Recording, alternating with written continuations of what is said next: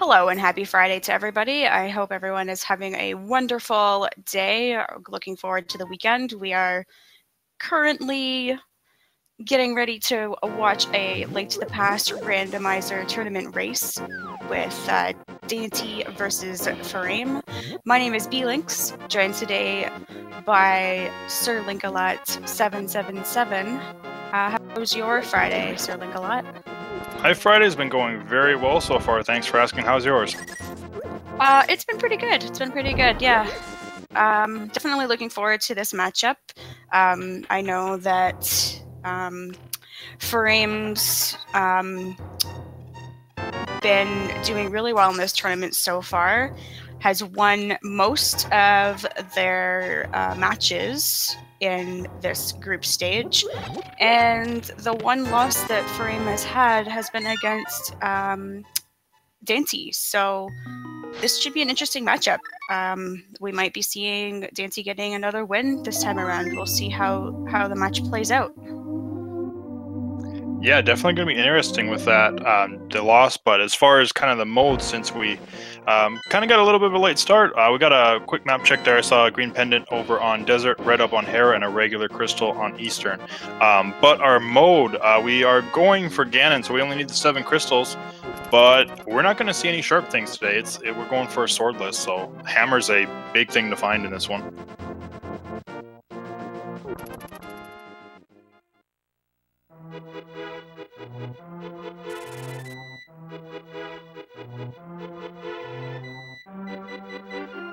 Yeah, so, yeah, things have gotten started. It looks like Daaanty is picking up a glove now, and Furaime has picked up some arrows from the bush crab.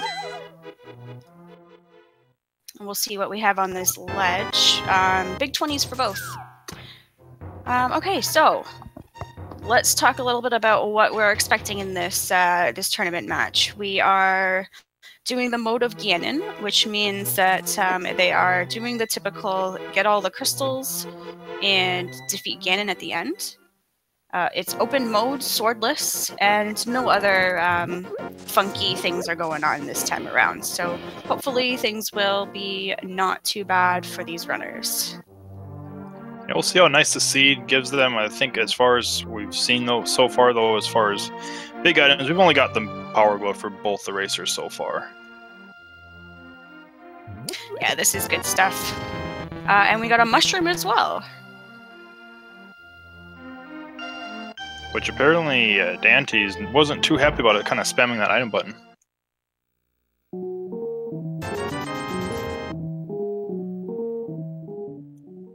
Looks like the second tree pull, though, is just hearts, so tree pull's not really worthwhile this seed. Yeah, that's too bad.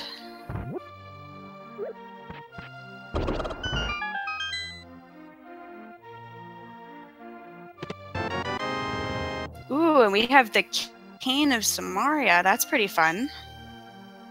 Yeah, our first weapon there. So especially, like I said, we're not going to be finding a sword, so finding an early weapon that's not bombs is always helpful, even if it's, you know, have to use magic. Thankfully, it's Samaria, though, so it doesn't use too much magic.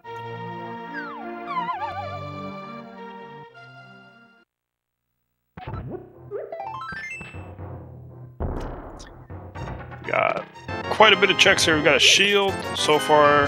On Daanty's side, we've got powder and a moon pearl on Daanty's side. So powder for Furaime, moon pearl for Daaanty.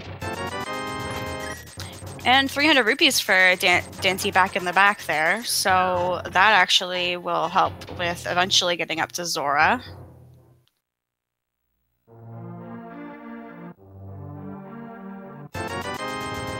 Ooh.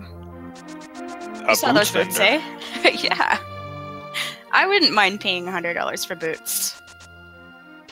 Yeah, I would say that's one of those things where he's not ripping you off for once.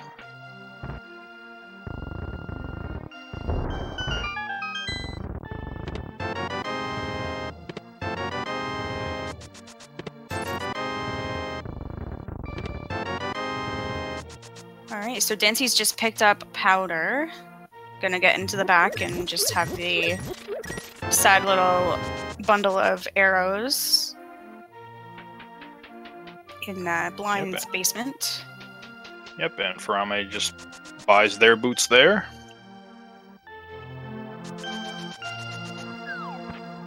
And now with Furaime going into the chicken hut, they'll both have Cane of Samaria, so both players now have Cane of Samaria. It'll be interesting to see what is in the library, because they can pick it up right away if it's anything useful. It's a piece of heart. I don't know. I would have picked it up. I guess with runners at this level, they're probably not so much worried about heart containers this early in the seed. I was going to say that looked like a rod. I believe it was the ice rod. Yeah, it certainly was, yeah. And I noticed that Furaime just went into the sick kid, realizing, oh, there's no bottle here. Oops. So, yeah, they'll have to go back. Yeah, so having this ice rod early might mean... Who knows what this means? It could mean that they'll have to go after Trinex, but I find that when the ice rod is so early, it tends to mean that it'll be a pendant for Turtle Rock, but we'll see. Yeah, and Furaime decides to grab that heart container, but yeah, like you said, typically you find an ice rod this early and this nice in the seed. Usually Turtle Rock's a pendant, but we already do know 2 of the pendants, so not the greatest chance of that happening. Yeah, you never know, you never know.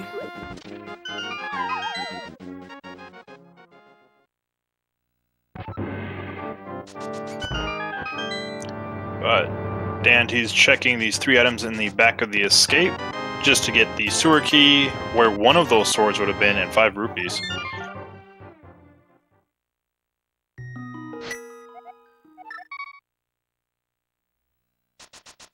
But yeah, if you aren't familiar with Swordless, the swords are technically still in the pool, but instead of the swords actually being there, it's a special 20 rupees. Instead of it actually being a big 20, it is a green rupee that will say 20, kind of like the 50 rupees or 100 rupees.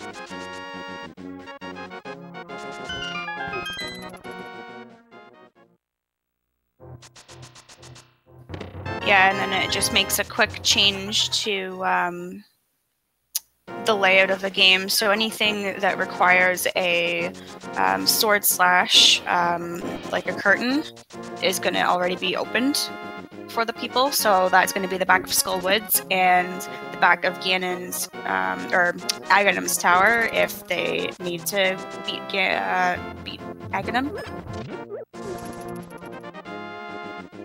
Yeah, which the odds for this seed, not very likely, since we already know that the big 20's sitting up there, but who knows?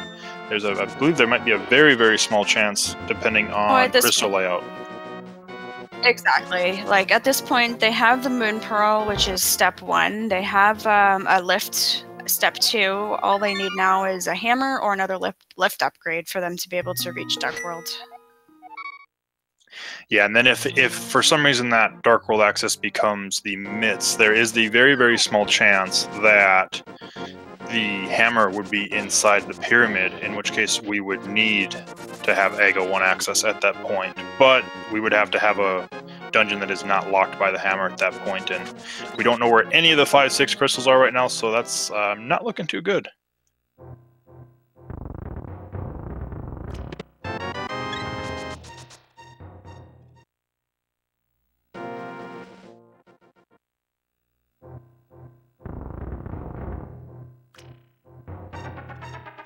Alright, so it looks like Furaime is gonna see what's on this mushroom.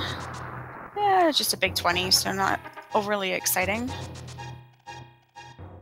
Yep, thankfully you didn't have to really worry about turning it in because you got that powder early, because, I mean, with Cane of Samaria already, if you wouldn't have got that powder, you might want to hang on to the mushroom for the fake powder glitch, but not for the seed.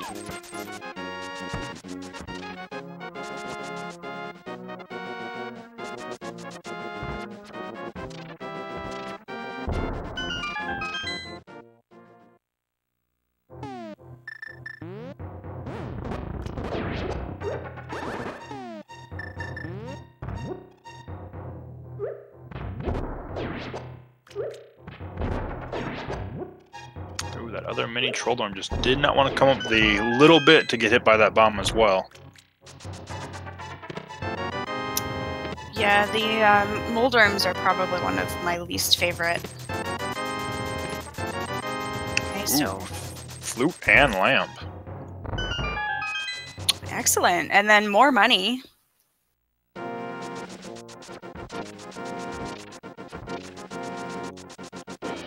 Yep, and pretty much have all our money for the seed at this point. We've got more than enough to pay off Zora, get into Palace of Darkness if we need to, and play any of the chess game or the digging game that we've got in the Dark World now. Yeah, and if there's ever a chance that they are looking to have their bottles filled with anything, then they can also buy anything that they need at this point.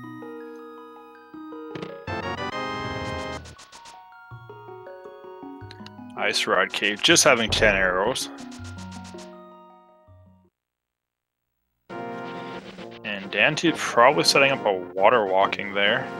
Yeah. It might look a little strange to just bonk for no reason, but it's usually for good reason.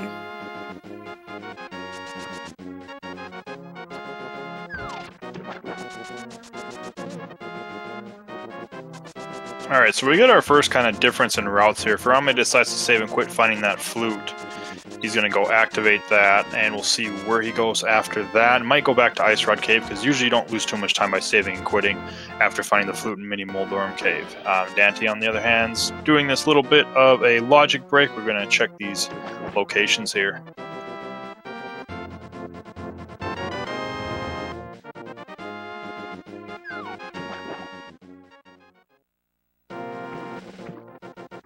But the hobo just having some bombs under that bridge, hopefully he wasn't planning anything bad. Yeah, that would be a good thing for sure. Or a bad thing? I don't know. Depends on how you look at it. And it looks like Furaime has let loose the duck goose flute. Cool guy. And like you said, is going up to Ice Rod Cave. Yeah, it's kind of one of those locations, you know, once you leave it alone after Mini Moldorm Cave, it's hard to get up here without the flute. Thankfully, we have it, so it's easy to come back. But it's one of those locations you really don't want to leave behind, because usually the time you decide to leave it behind is the time it has an item in it, and then you probably never leave it behind again. So Daaanty did a little bit of a sequence break with the Water Walk combined with the Moon Pearl being able to get the Waterfall Cave chests. Nothing of importance. We'll see if Zora has anything important. Well, I mean, full heart container, you can't really complain with that. I don't know if it's worth 500 rupees, though. Yeah, I would say it's probably not worth 500 rupees.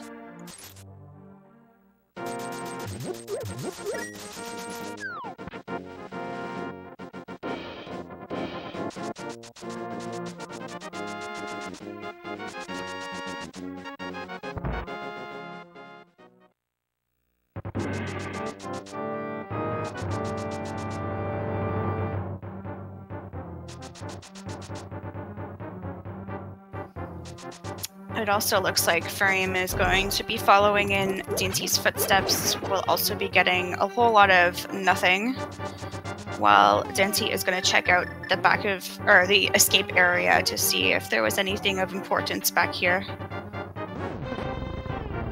Yeah, because, I mean, even with the flute and the lamp, it actually only opened up a couple locations. Well, we got Titansmiths, so never mind. We've got plenty of locations. Now we can go to Dark World. Ooh, yay! Dark World access. 13 minutes. 14 minutes into the stream.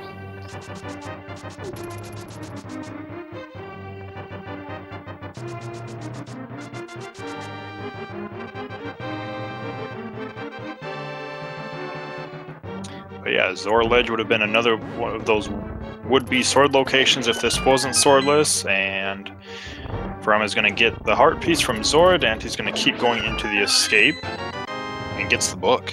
Wow. And I also noticed that Daaanty has run out of magic at just the right amount of time, because Daaanty doesn't have any other way of killing off the guard there, so it was really fortunate that he was able to get those blocks moving at just the right spots there for him.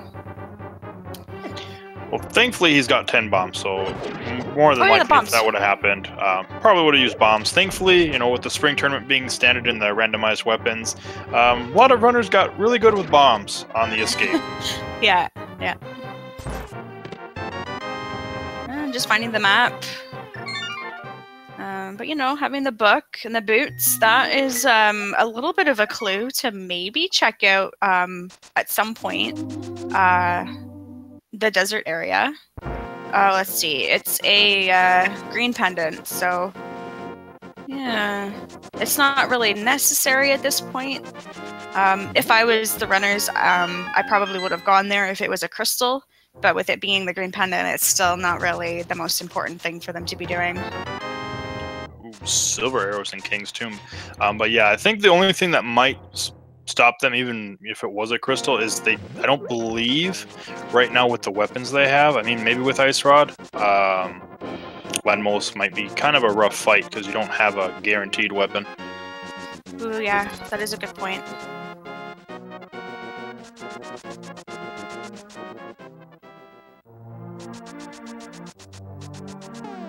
Daaanty about to activate their flute. The interesting thing as well with the way Daaanty, and we'll see what Furaime decides to do here, but there is one item in the sewers that was left because we found the key and the map. Yeah, that's a good point. So yeah, they could all go back there if they do decide to do that.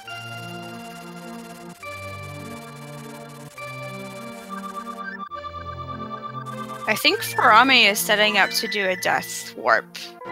Yes, he is. That's why he was trying to leave that green guard so he can just get stabbed to death here. Sweet. Daaanty is checking desert. We saw a heart container up on desert ledge.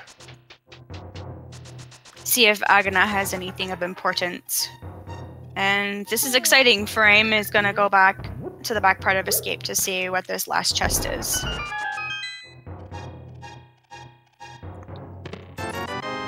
Just 5 rupees in Agana's cave.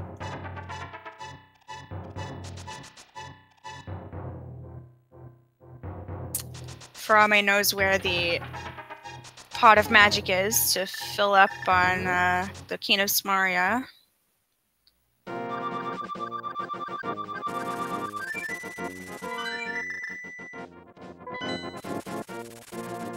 Oh wow, okay. Oh ooh. Wow. Flippers. That's a big play for Furaime, especially if we end up seeing Swamp Palace as a crystal, which there's a very good likelihood of that. Just because of the fact that at that point that's an orphan location for Daaanty, and that very well might be required to complete this game. Absolutely, it could be. Wow.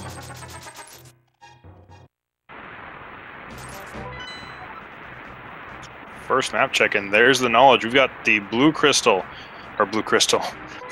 on pod, and then looked like it was Ice Palace and Turtle Rock as our 5/6s. That is absolutely correct, yeah.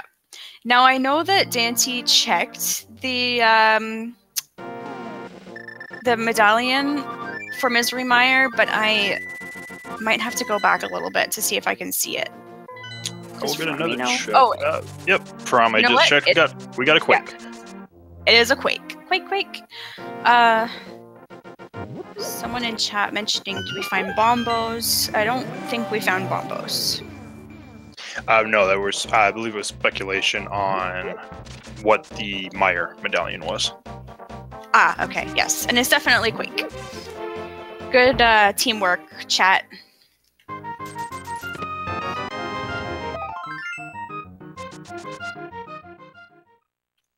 So we know at this point that Daaanty is going to have to make his way back to the escape sooner rather than later at this point, because he's going to need those flippers. Granted, the flippers themselves won't really give us access to anything, but we're going to need it for Swamp Palace. Yeah, we'll see if it ends up being a detriment or not. At least it's not something like Hammer. I don't know. It's hard because if it was Hammer, then eventually he would have no choice but to go there.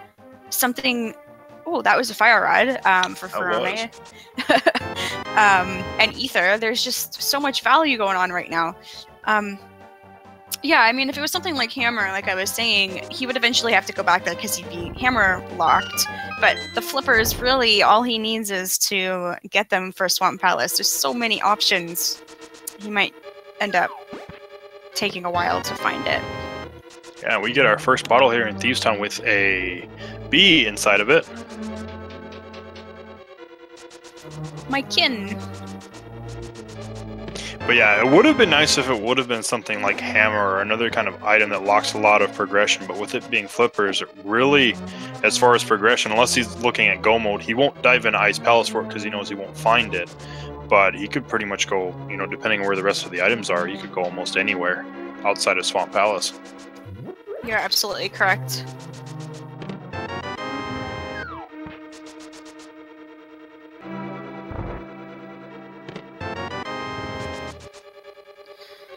Having that bottle is also helpful because it'll be easy to really... Oh no, never mind, they don't have a mirror. I was gonna say they can go and check Sick Kid, but they're gonna have to wait until they mirror out. Or gosh, not mirror out. Save and quit, and then start over and get back into the light world. Yeah, and who knows, maybe we'll get lucky and we'll find the mirror here in Thieves Town. Yeah, watch me talk about the mirror and give them a commentator blessing. I mean, I've done that plenty of times where I'm talking about an item in the game's just like, here, have it. I'm like, oh, well, I'm just going to be quiet about that item now. Yeah. Oh, this hallway, oh my goodness, Daaanty. The jukes at the end. Yeah, that was tough. And it looks like he's gonna check the tile to see what the hint is. What's that? Unique item in Spiral Cave. Ooh. That's pretty exciting.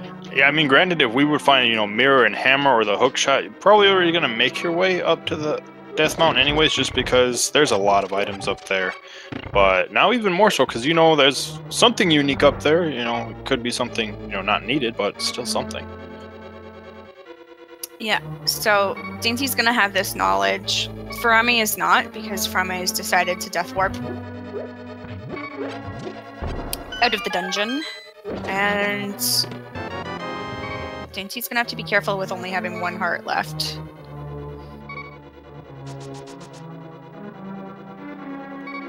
Yeah, and I mean, I could see why Furaime is deciding to do that, because as far as weapons, the only weapon we have to really go against Blind is Cane of Samaria, and we're low on magic, so you can't really even beat Blind with your current magic, unless you get lucky and find a full magic. But looks like Digging Game just had a big 20 for us. Mm-hmm. Oh. I don't think Daaanty meant to do that. No, I think he was at least trying to get to Blind and to, at least I would guess, check that chest. I'm not sure if he was going to actually bring Blind back, but at this point, not going to. Just going to take the death, and he's going to head out. Yeah, I'm sure he'll be back. The tree stumpy guy only has 10 arrows. We are going to get the Frog World Tour.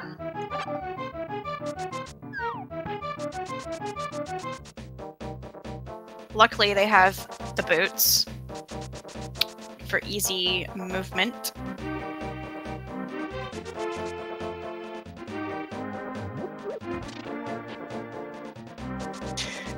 Furaime entering Hype Cave. We got 5 items in here. Let's see if we got Hype. More bombs. Yeah, that's not a way to start. Still not so much. The blue boomerang and some more money. So, yeah, relatively boring cave. Yeah, I guess I'll give it a 2 out of 10 just because we got a blue boomerang. Because, you know, everybody likes the blue boomerang.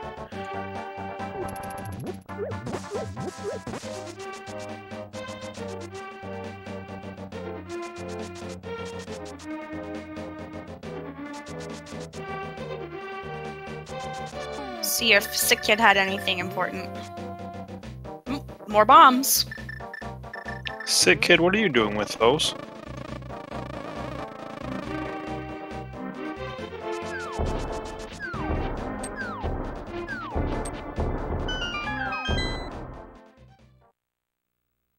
Okay, well, let's see if the swordsmith has anything interesting today.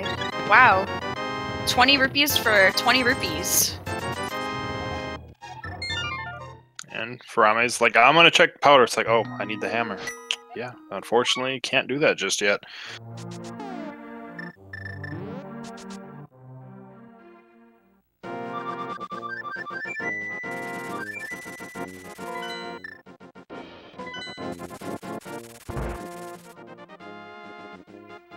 Let's see where Furaime is going to be off to after this. Well, both of them have decided to pick up blue potions, so... Are they preparing themselves for a Mothula fight, maybe? I mean, I guess that would be possible, is looking at Mothulas. We have everything we need to get back there now.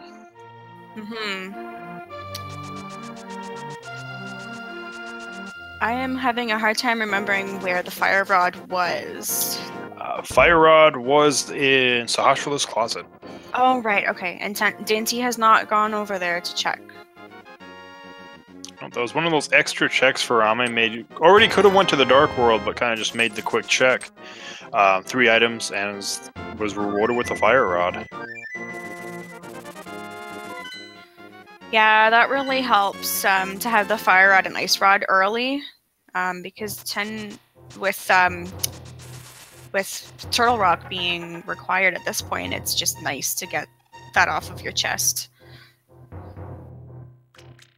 And I mean, depending on the medallion as well, I mean, hookshot and hammer, potentially. We almost already actually have access to Turtle Rock. We're just kind of missing that hammer, and then either a mirror or a hookshot, really. And then potentially a medallion if it's not ether.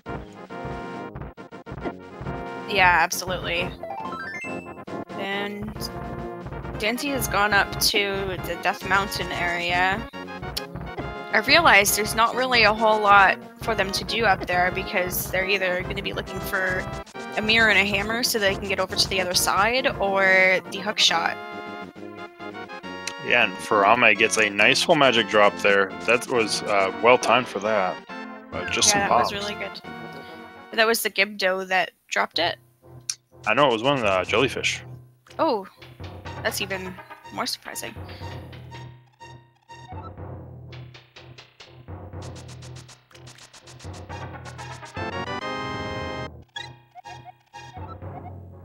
A unique item in Kakariko Tavern, which we've already checked. And it was the mushroom. And we got that mushroom.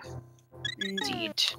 Sometimes those hints don't pay off, but, you know, every now and then, yes, they do pay off and they can help, especially if it's a hint about, like, the left side swamp, Firelock Misery Mire, something like that. It just tells you, oh, you don't need to check these locations. Saves you a good amount of time.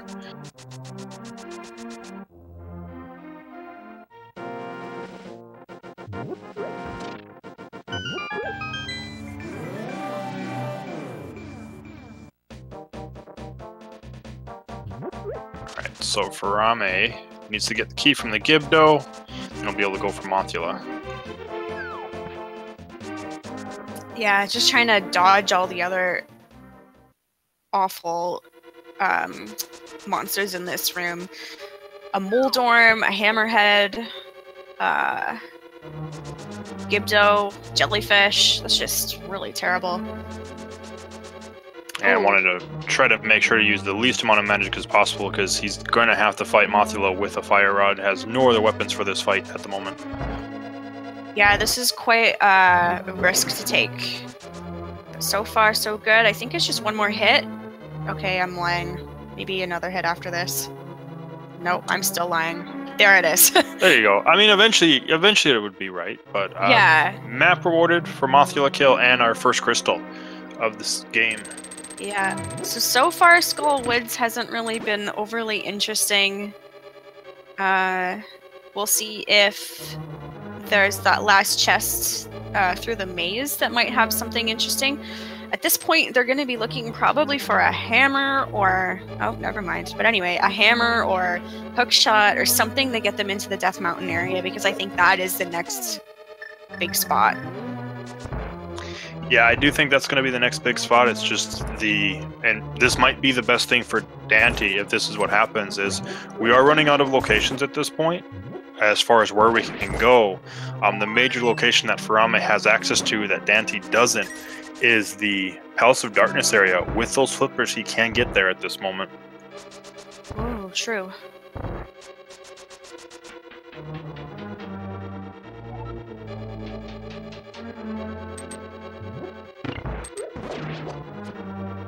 And then we also do have access to, it's maybe not what they want to do, but we do have access to desert. We've got the fire source, with fire rod, everything like that.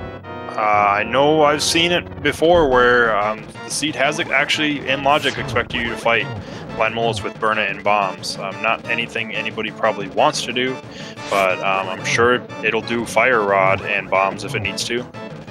True. Absolutely right. Now, I did say near the beginning of this that Desert Palace could be the next step for them to go to, and I might have actually been right about that. Yeah, very possible. But Daaanty has a nice fight against Blind there with Cane of Samaria. Gets a compass and the other crystal.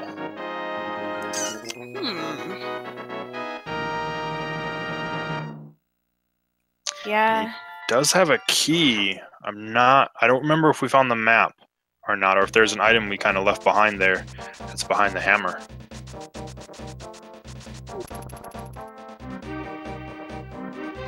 I don't remember. I remember seeing a map, but I might have been seeing the map on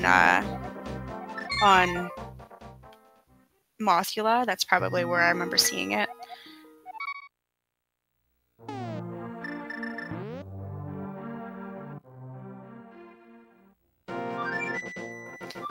Okay, so it looks like Daaanty is taking the chest down to check this blue chest. Gary's lunchbox, I think, is one of the terms for it. And being down here also allows him to go to Desert Palace. Yeah, which just makes the most sense for him, because I think outside of this he has Skull Woods, and that's about it. So, and then the Eastern area, he has yet to go there, so that would be another logical place for him, probably after this. Yeah, because there's 3 items back there. And this is actually good, because if he does decide to defeat Land Mullets and get the green pendant, then his next spot would be to go down to talk to Sahasrahla. And I think that might be what he's thinking about, is, just might as well go in here. I've got the items declared if necessary, and I can just get the green pendant and be done with it.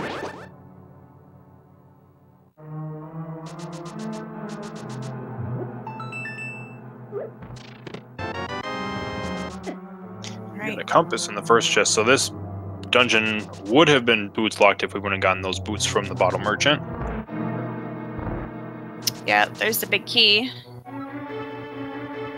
What's that? Some cash is near your house. Thanks, hint tile.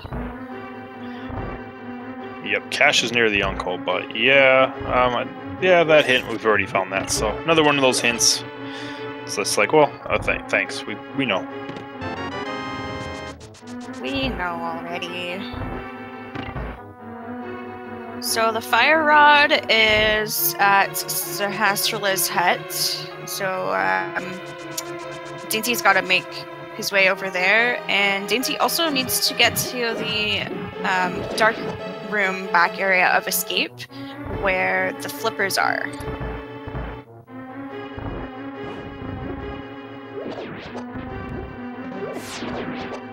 Yeah, you're kind of hoping, if you're cheering for him, you kind of want nothing to be here in Desert Palace, actually, because the more that he looks for something in these locations, better chance he's going to end up having to go back to that dark room in the sewers to pick up his flippers. Yeah, that is correct. And with the Arrow Bundle and the Big 20. Those are the 2 dungeon items, but it does look like Daaanty's going to continue on, defeat Land Mollusk, get this green pendant, and then go over to the Eastern Palace area. Yeah, I mean, we've still got the green palace, or the green pendant, so that potentially could be the item that we actually need from here. But the big thing with that is he does have the ice rod. Most people use the fire rod just because I believe, if I'm not mistaken, the fire rod actually moves faster than the ice rod, so it's easier to double hit. Yeah, that definitely makes sense. But if anything, I would probably rather use the ice rod than, say, Cane of Samaria or bombs. And we'll find out in just a little bit here with Daaanty having a couple more rooms before the Land Mollusk. I am absolutely loving the fact that they have to throw Samaria blocks everywhere to defeat enemies. Did I mention it was my favorite item in the game? I don't think I did. I don't believe you did. Well, it is. There you go.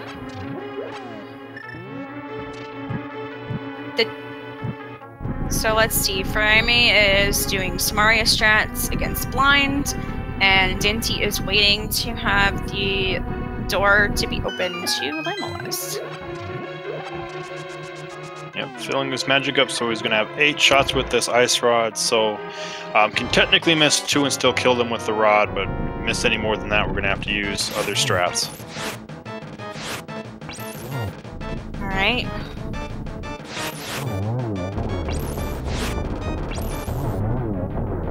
Okay, so there's 2 down. Perfect. Just enough hits. Okay. Both of them getting their crystals at just the right time. Well, except in Daanty's case, it's a pendant. I mean, maybe the green pendant's made out of a green crystal or something like that. They never actually tell us. This is true. Thank you for your support.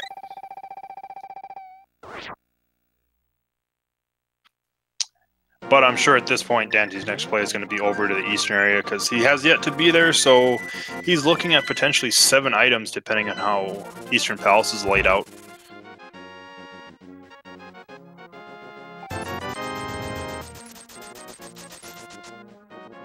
Daaanty picking up another blue potion. It's a good thing they did get that much money, eh, at the beginning? Yeah, kind of having to burn through it at this point just to get those potions because you're having to fight all these bosses with magic. Yep, indeed.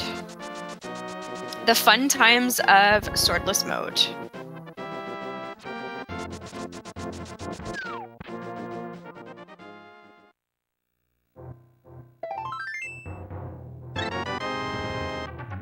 Just a piece of heart from Sahashwala for that green pendant, though. But Daanty's at least about to pick up his fire rod.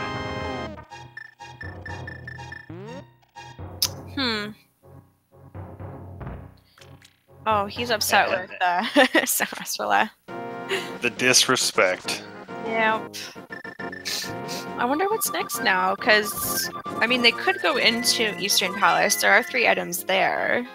It looks like Daanty's probably going to go into Skullwoods.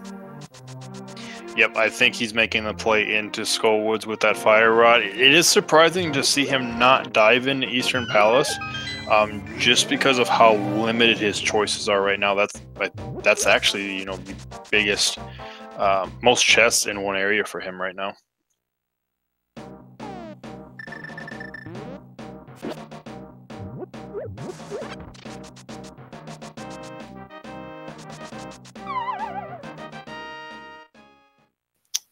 So both of these runners have are following each other's footsteps at this point. So if you're tuning into the stream, right now we're doing a Ganon seed where they need to get all the crystals and then defeat Ganon. It was open, they started open mode, and it is swordless. No other qualifiers for this match, so it's not overly confusing for us viewers. And Daaanty needs to find some flippers, and then we're looking for our next progression item. Yeah, and we're really running low on locations as far as where the progression can be. We've got Eastern Palace. That's the most likely area for Daaanty at the moment, as we know the flippers are in the sewers that he skipped earlier. For Furaime, best location outside of Eastern Palace is going to be Pod area. He's able to check Catfish, Pyramid, and head inside Pod, and depending on key placement, might be able to check the back, or it might just get locked out right away. Also, Ice Palace is a thing for Furaime as well. With those flippers, we have everything to get in there. Can't check a lot in there because we're missing a hammer, but that would actually be an option as well right now. Yeah, and even if Pod ends up being bow locked, they can do the miner glitch, the potion miner glitch.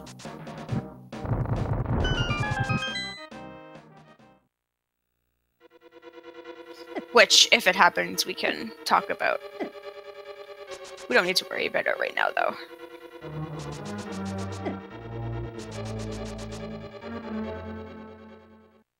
Yeah, in chat.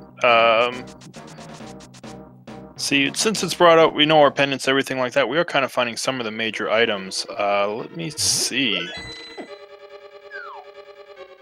What could be on the pedestal? Oh, right. Well, it cannot be the bow because Pod requires the bow. Yep, can't be bow, can't be hammer. I think that's it, because it can be the hook shot. Or the mirror. Yeah, it can be hook shot, mirror, or medallion.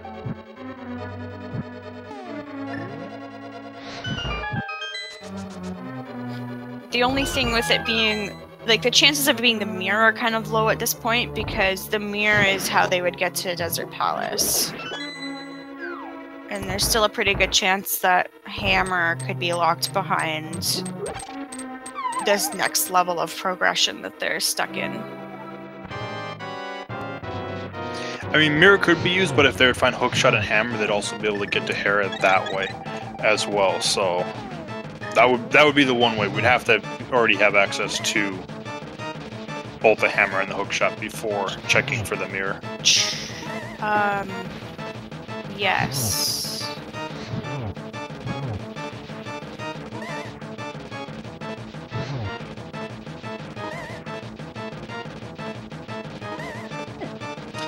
Mothula not playing as nice for Daaanty as he was for Furaime, but Daaanty still gets him down with that last shot of the fire rod. Yeah, I was sweating a little bit. Wow. But he got his crystal. Yep, crystal number 2.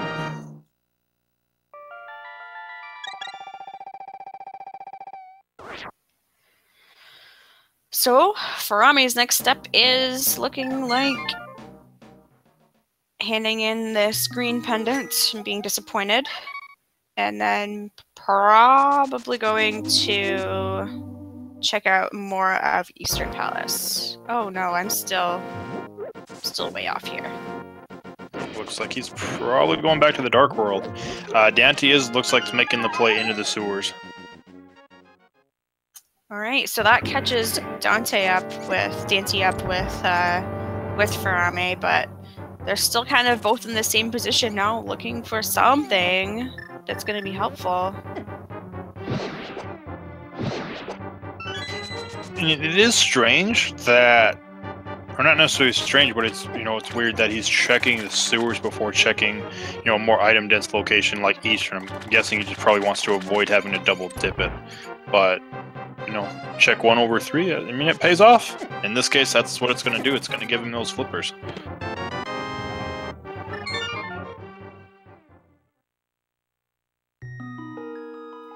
So we see just a shield on the ledge in the Dark World here, so they don't need to worry about getting the cape and getting that location, so that's good. Meanwhile, I don't know where else... Oh yeah, Furaime can now go to the other side, where the flippers are going to take him to the next part of the Dark World here. Looks like we're gonna get a catfish check first out of Furaime. Indeed.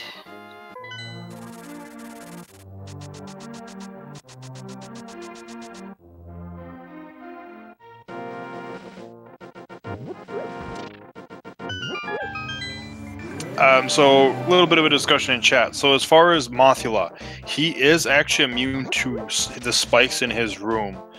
So because of that, if you actually hit him and it forces him to hit a spike, he takes no damage whenever you hit him with.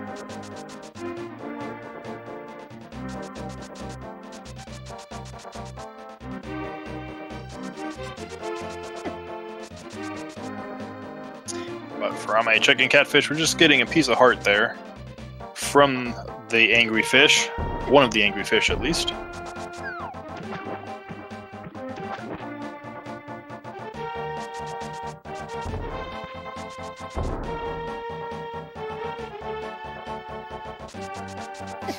This is turning into quite an interesting seed so far.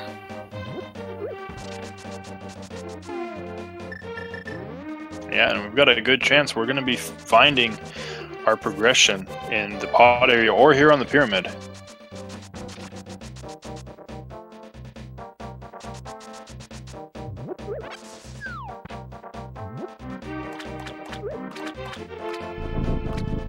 Another piece of heart on the pyramid, so off to pod we go.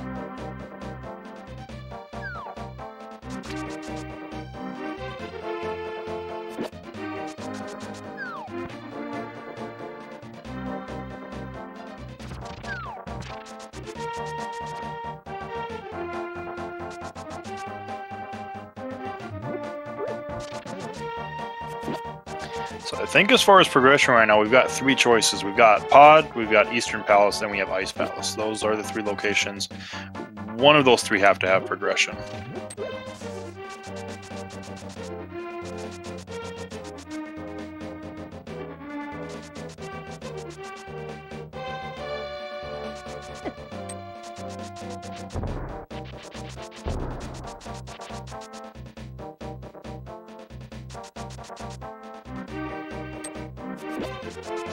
But we'll see. Furaime heading into Palace of Darkness, we're going to find out if this dungeon is bow locked.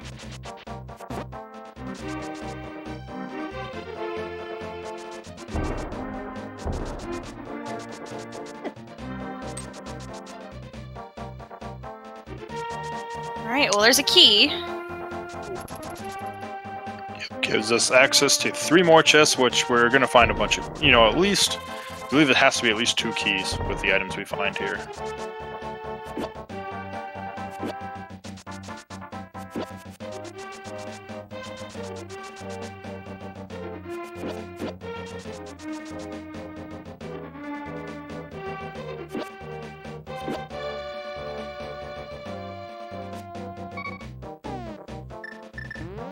Hey, okay, so there's the hammer. There's the big item of the seed, though. We've got the hammer in its dungeon, its normal dungeon. Yeah, just a little bit earlier than usual.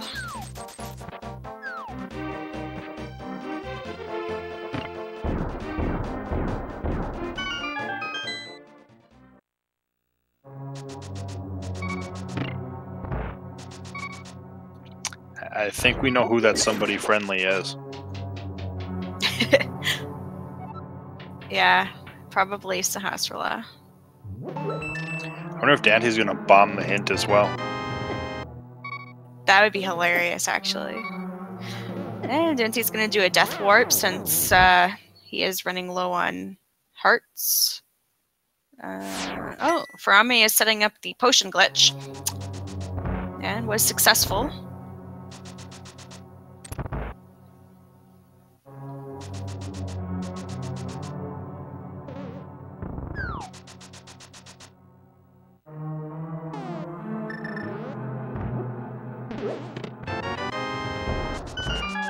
So we'll almost be able to clear out this entire dungeon with the exception of King Helmsfar, but we technically might not even need to because this is a pendant. True, true, true.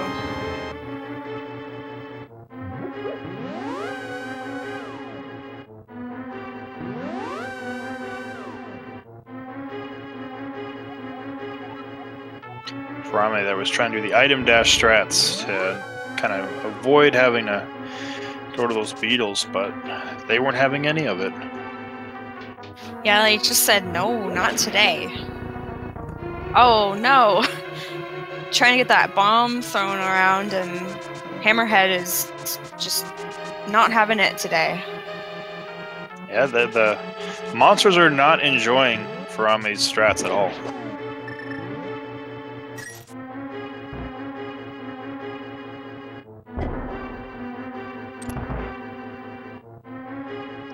But yeah, finding that hammer, you have to imagine at that point, Ice Palace is probably going to be up on that list. Yeah, absolutely. That has opened up Ice Palace completely. Potentially. There is a small chance that it's going to be out of logic, depending on keys, because there is a chance it might be a hookshot lock dungeon.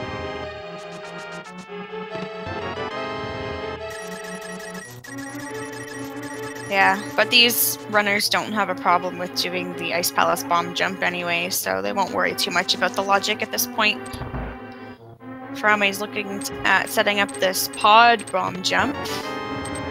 Got it, no problem.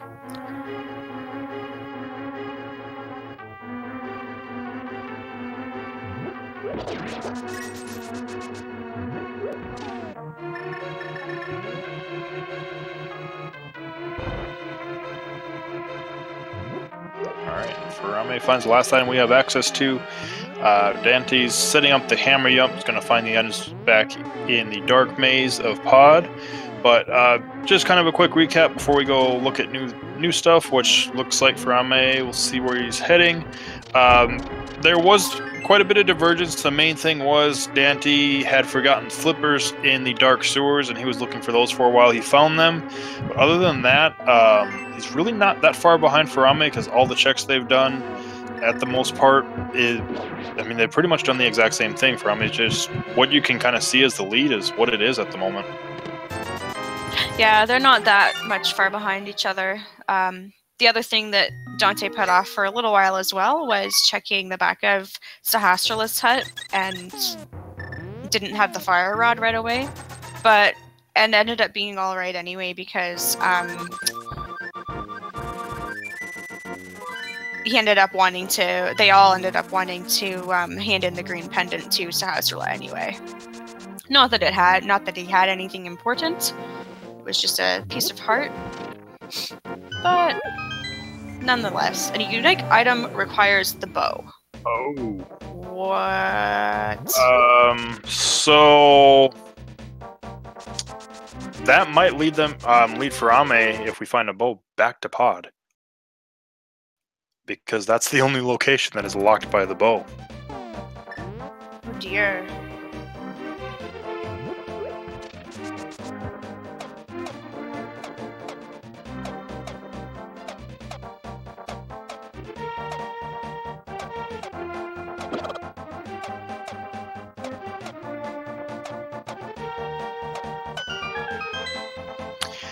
So as far as the hints, because I know Armos is actually not considered bow locked, so the hints have. Oh, we got a mirror. The hints have to do with every single logic. So if it considers inverted, it considers Randomizer, everything like that.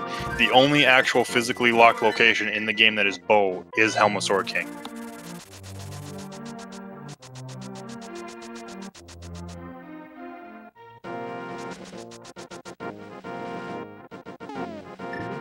But that major find of ice in Ice Palace of the mirror, the big thing with that is that gives us access to the wealth of treasure on Death Mountain.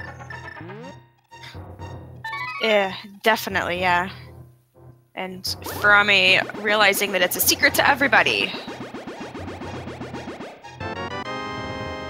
The bat just has some arrows. Some arrows for that bow that we are still looking for.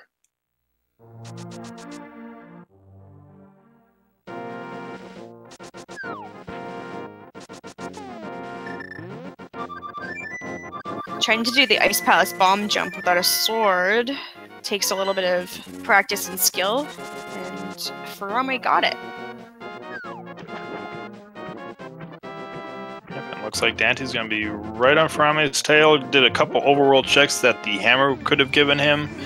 Didn't find anything of value, but we know he's going to find a mirror here, and we'll see if there's anything else.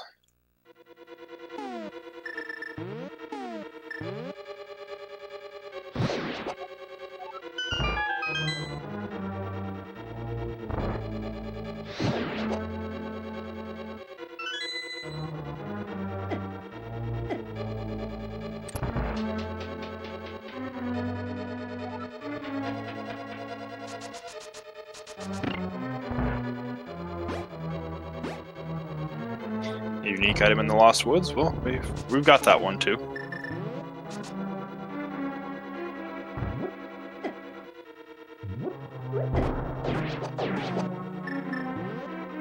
And the second Ice Palace bomb jump that you don't see as often.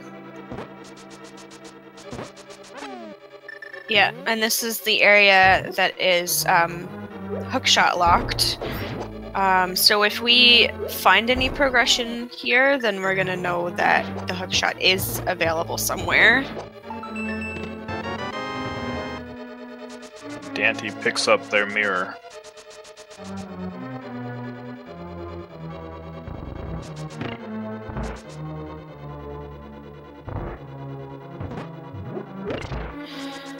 Trying to get through Ice Palace without the swords is quite tricky here. Wow.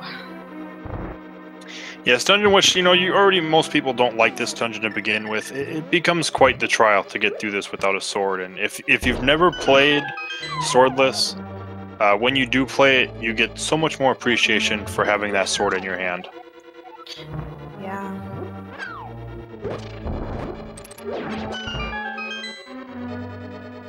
Alright, so found a 50 rupee, found a 100 rupee over here, so we've got all 3 items out of Ice Palace.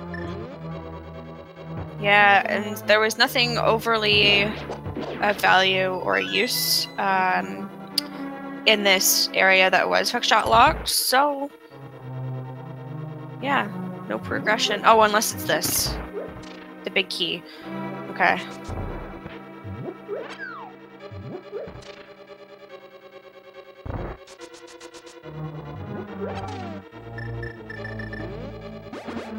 Yeah, which I think at this point, Furaime is probably just going to drop down and then push the block down.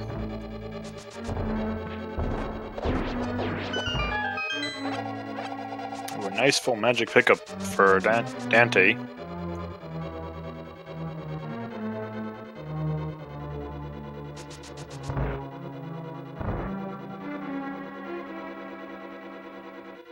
Now, unless I'm mistaken, it looks like Daaanty is not going to check that hookshot locked area. Although with the key being there, then it's not hookshot locked. Yep, in this case, it was not hookshot locked, so Furaime did the bomb jump, more than likely just to kind of save some time.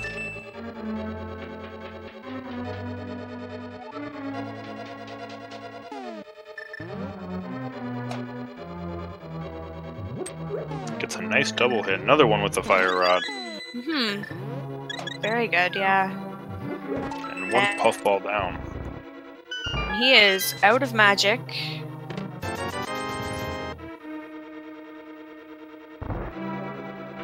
Having to be very careful dodging the puffballs and the falling ice cubes.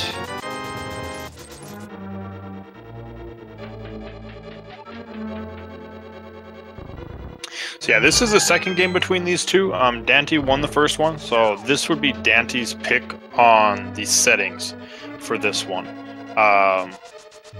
Furaime's only has one loss in the tournament so far. It is actually to Daaanty. So we'll see if Daaanty can kind of make a little bit of a comeback, because he's just a little bit behind right now, and maybe give Furaime the second loss.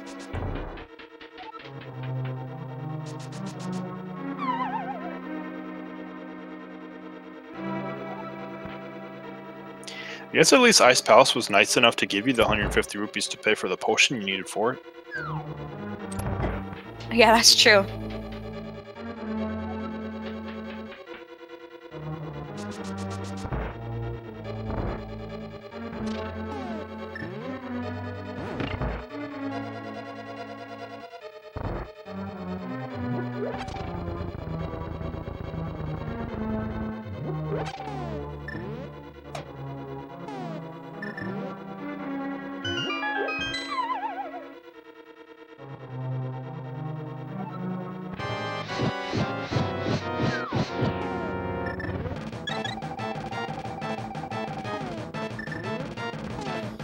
Alright, so Daaanty is finishing up this Colster fight. That was a good triple hammer hit, wow. And Furaime has gone up to Death Mountain.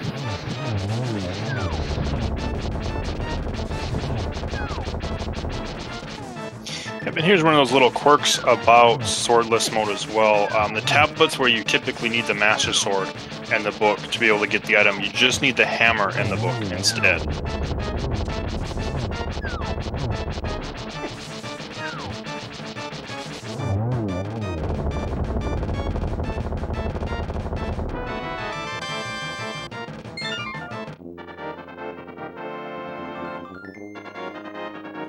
But Daaanty has a pretty nice fight there against Cold Stare. Finishes it off, gets his third crystal.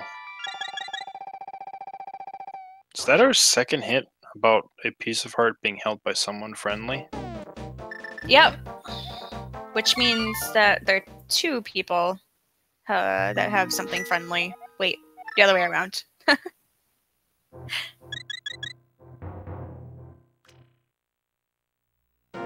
Nice hammer dash. Now, I think we had a hint a while ago that the Spiral Cave had something unique, which Furaime is now going to find out.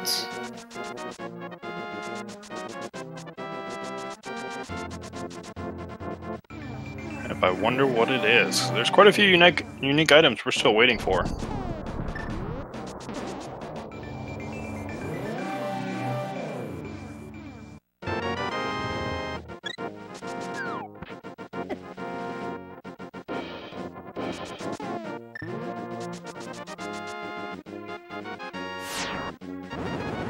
Whoa! Hookshot. Okay, well that's worth it.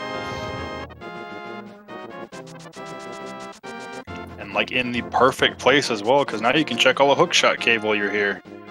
Yeah, that worked out very well.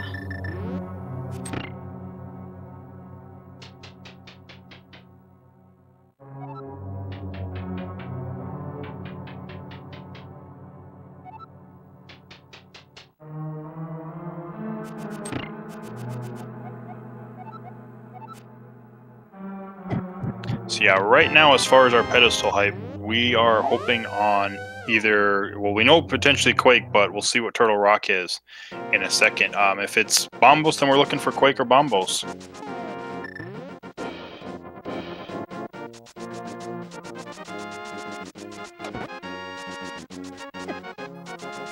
Alright, well, there's Quake.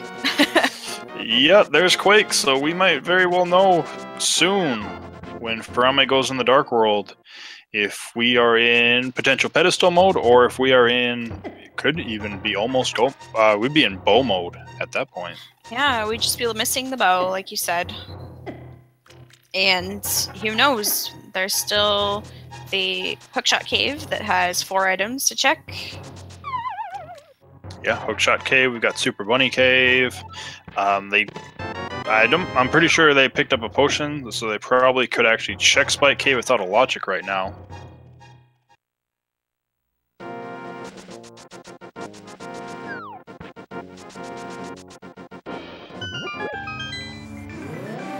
Alright, chat. Let's see what we have. Ether. Pet is dead.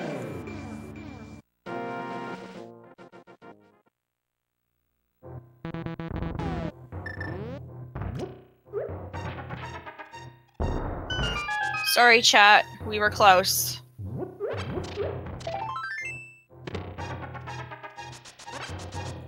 Now, it'll be interesting to see if Furaime decides to go into Turtle Rock because, you know, it's clearable at this point. Yeah, if you're already up here, you might as well. Nice to have a full magic refill back there as well. Yeah, indeed. Yeah, bow is our go mode, so we are looking at one item. We had the hint that the bow is locking item, so we know whatever King Helmasaur is holding on to is not worth our while.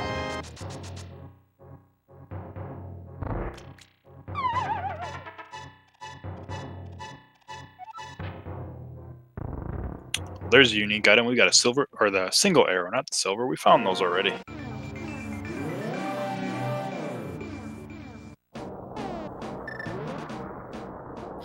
Just another shield, and knowing the ledge there in the Dark World, above the graveyard, there was also a shield, so that's where that mirror shield is, which they're not going to go for. Yeah, we would still need to find the cape, but...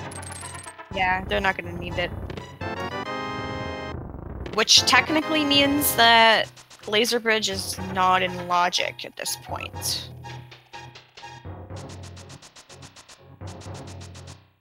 Well, now it is. Never mind. Wow. The game has its way of doing that all the time. It's like, wait, you were talking about me and that this isn't in logic? Here, have this item. Yeah. Now it is. Exactly. Now, I know there was a conversation earlier about how Armos Knights is not bow locked, but don't you need to have the bow in order to defeat the red Igors? So all the hints have every single mode for logic. So because of Randomizer being part of the actual website, and with the logic now, because that mimic can actually change, it doesn't require the bow. Okay. Okay, so the hint has to be specific to Randomizer as well. Makes sense. Well, Furaime checks the hint there in the front of Turtle Rock, and we're technically in go mode at this point. Wow. Amazing. So Fairy Cave has the bow. Yep, Fairy Cave is go mode. Speaking of the bow...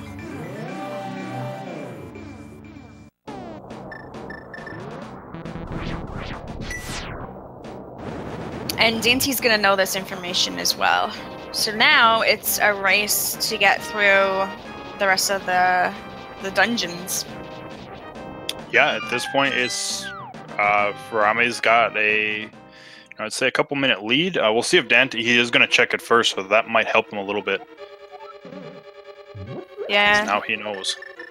Yep, and they've already done Ice Palace, so now it's a simple matter of defeating Trinex, getting this red crystal, and getting back into the Pyramid Fairy.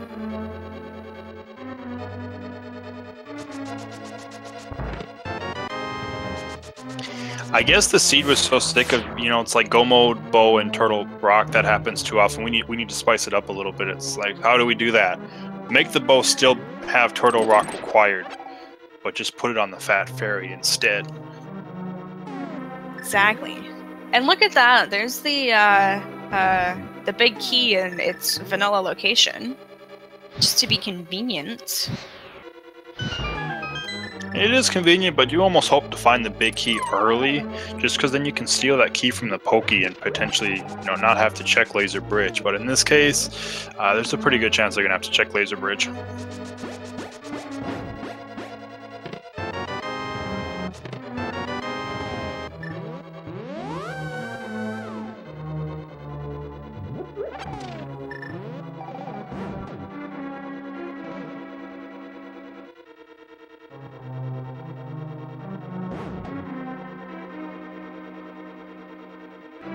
Yep, Furaime, completely recognizing he's in go mode, just skips over Mimic Cave.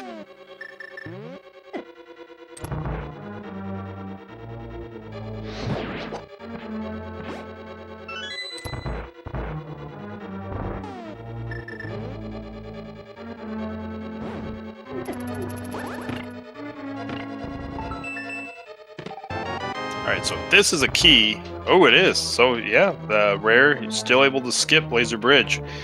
Even having to use the key to check Vanilla Big Key.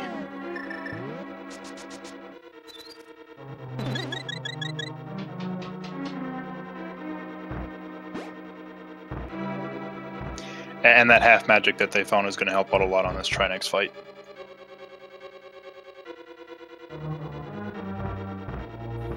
This is the kind of fight that I like to see. Execution and speed.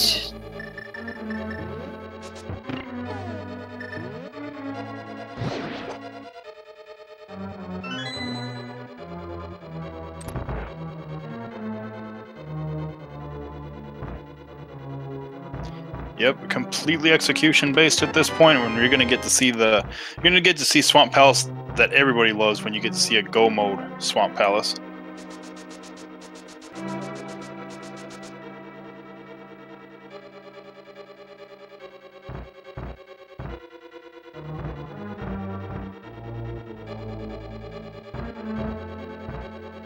And Furaime doing as much as he can from the back. A little bit more difficult when you have to use the hammer instead.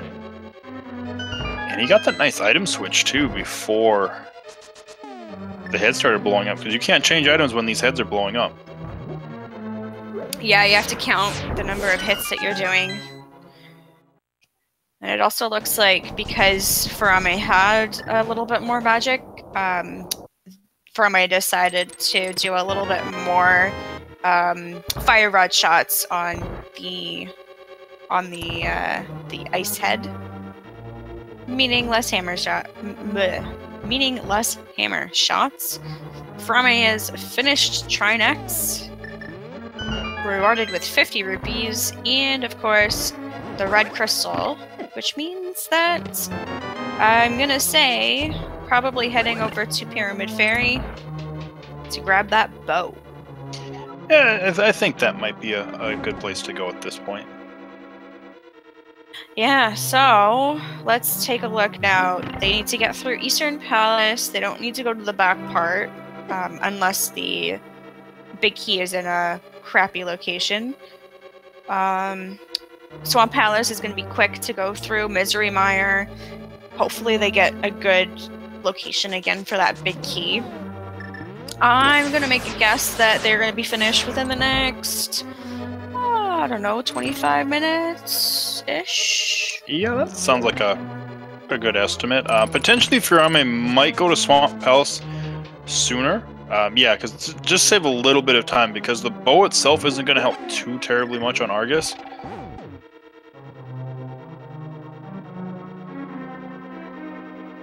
Yeah, although I think they're going to want to have the bow to get into Misery Mire. That way, Vitreous with the silver arrow is going to be much, much better.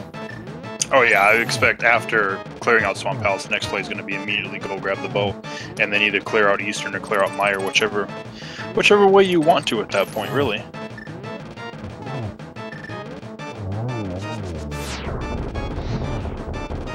And Daaanty also getting the switch before the head starts to blow up.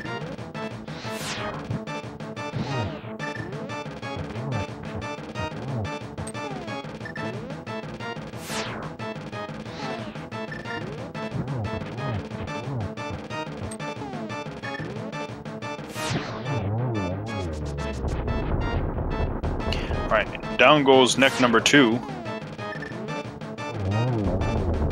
Now, Daaanty just needs to hit the snake a couple times here. 1, 2, 3, 4, 5 shots.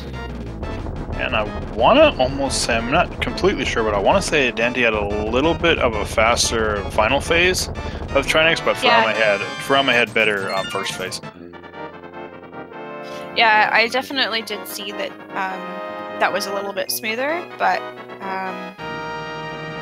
we'll see how much that catches him up.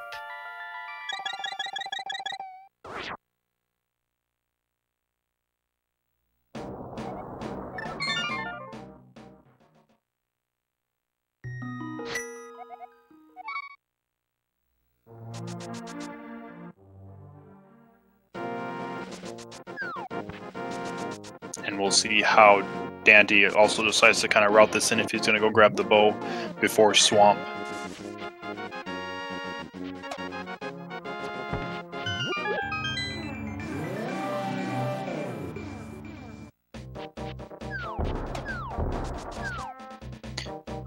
Looks like, oh, nope, never mind. He is going to go grab the bow first.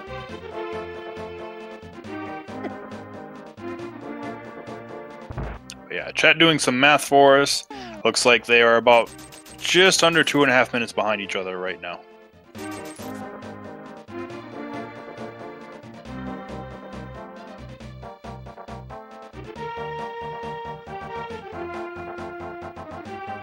It's a very nice close race. Like I said, it's going to be execution. Really, the only kind of routing changes that can help are going to be where that big key is in Ganon's tower.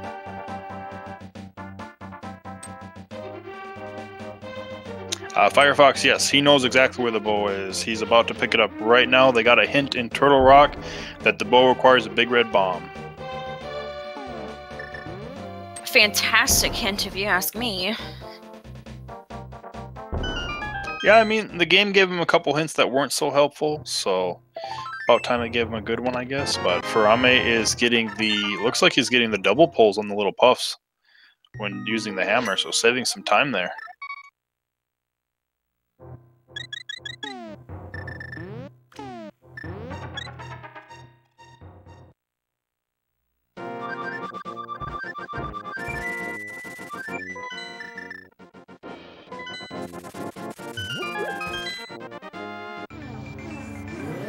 Okay, so Daaanty decided to do looks like a save and quit after picking up the bow. Is going to finish Meyer first.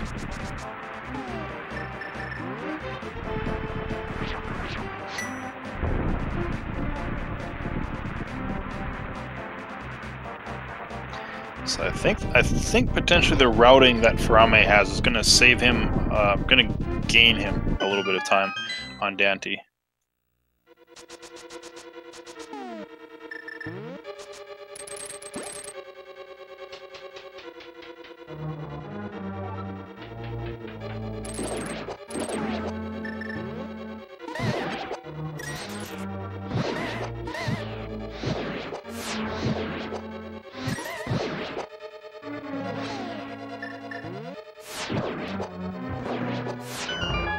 Using all manner of items in that first room to get through it.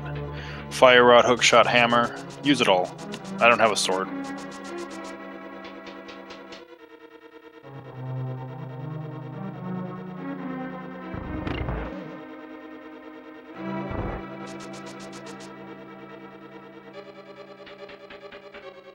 Alright, and let's see if we've got a key, so Daaanty pulling on that chest. Might have been hoping a little bit for a Godmire.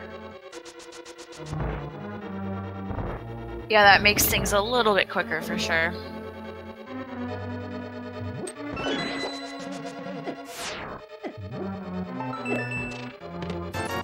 Just a single rupee in the spike chest here.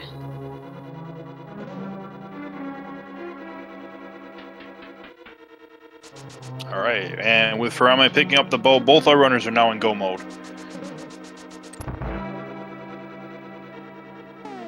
Absolutely.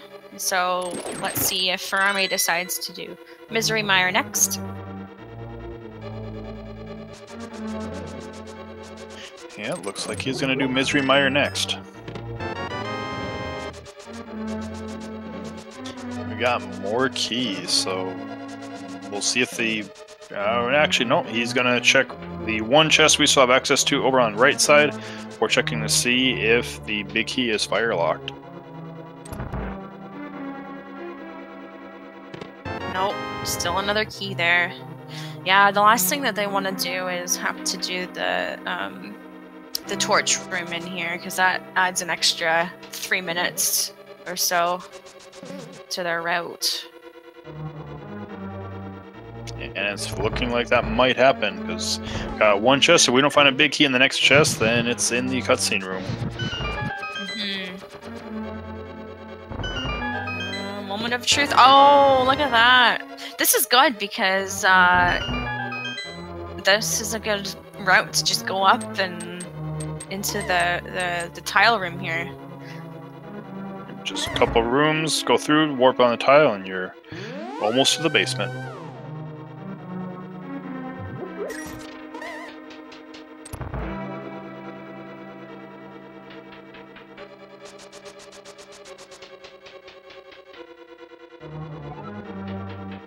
So, Furaime is following in Daanty's footsteps. As soon as Daanty's done this Vitreous fight, then Daaanty will have to go into Swamp Palace, Eastern Palace. Yep, and Furaime is just going to need to go to Eastern Palace when he's done with Misery Mire. Yeah. So yeah, Furaime's still in the lead, but only by a couple of minutes, as chat pointed out earlier.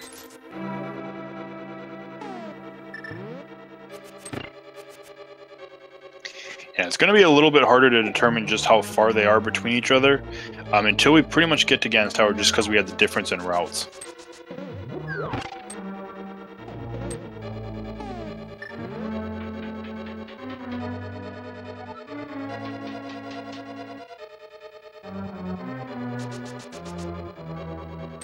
But Furaime has a little bit of a different routing here, and Misery Mire is going to get a little bit more time as well, because he did not go check that chest on the right side. Just kind of check the one Firelock chest, see if it's there, and if he would have checked cutscene, we don't know. But he's on his way back, and Daaanty takes down Vitreous, gets Compass, and Crystal number 5 for him.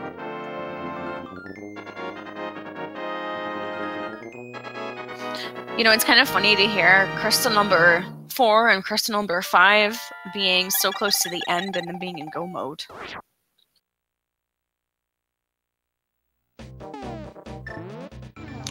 Yeah, it's especially strange when you get those low numbers. I know I've had a couple where we were in go mode and we don't even have a crystal yet.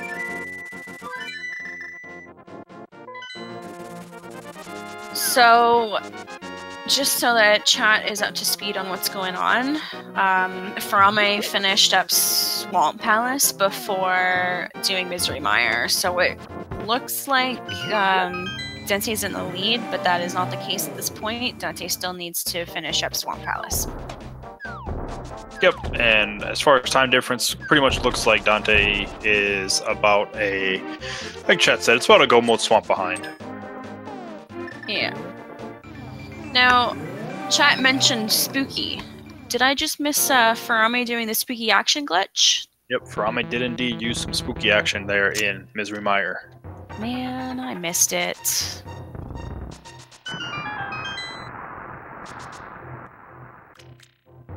And it might not be the Halloween season anymore. We might be getting close to Thanksgiving, but that doesn't mean we can't have some spooky action.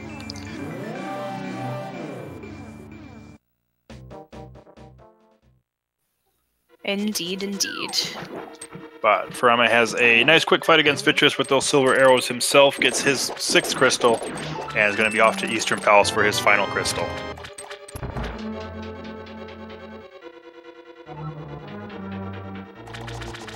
Cranberry sauce action glitch. Shoutouts to our tracker, who's doing an awesome job at making funny hashtags at the same time. And I was just going to go with, you know, turkey action glitch because, you know, the fires needed to roast the turkey anyways, so. Hey. Now we're just being super creative here. Let's get creative.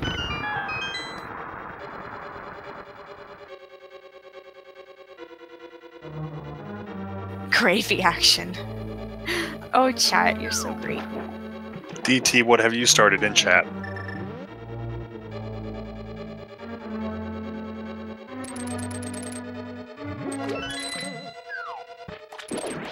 Right, we are on the hunt for the big key in Eastern Palace. Still on the hunt for that big key.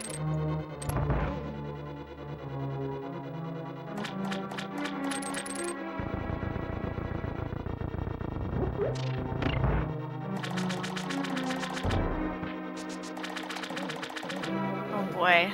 And I have started Don't Hug Me, I'm Scared in the chat. I wasn't sure if anyone actually got that reference or not.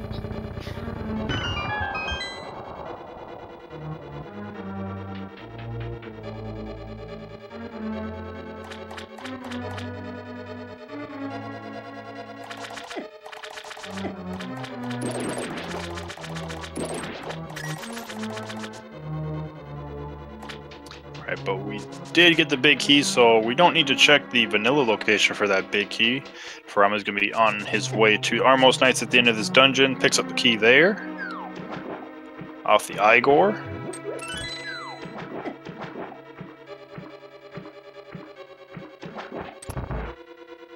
We get some 6 women on Daanty's side. of that, we're gonna do some hammer strats on, I can't even remember what his name is today.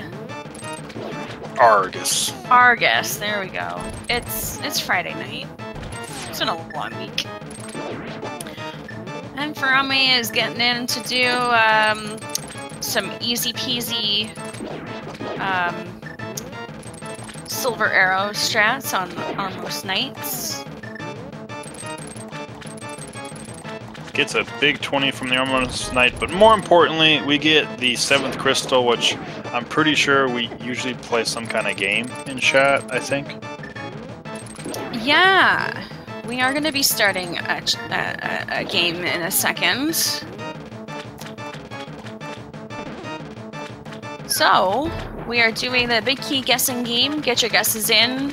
If you are a subscriber to any of the Speed Gaming channels or have donated upwards of 250 bits, then you can get your guess in.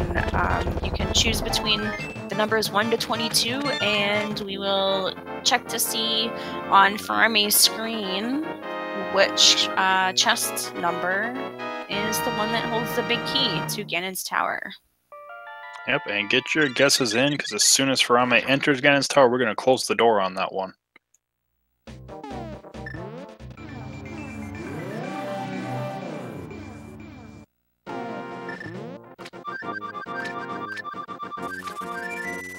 But Daaanty finishes off Argus, gets crystal number 6 for him. He's going to be off to Eastern for his 7th crystal. And Furaime's got a transfer over to the Dark World, has a couple screen transitions, and then he's heading in Ganon's Tower. Yeah, so if there's still a number to put in there, get your guesses in, because you've still got about 30 seconds.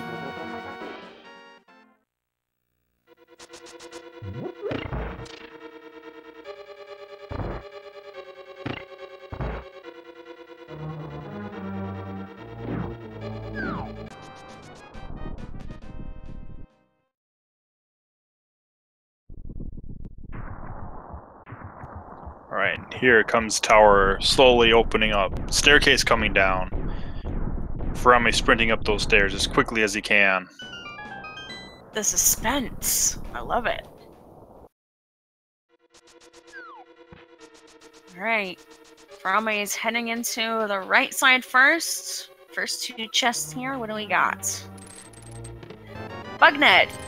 Exactly what we needed. Regular small key. I mean, you need the swag net. We gotta fight Ega too.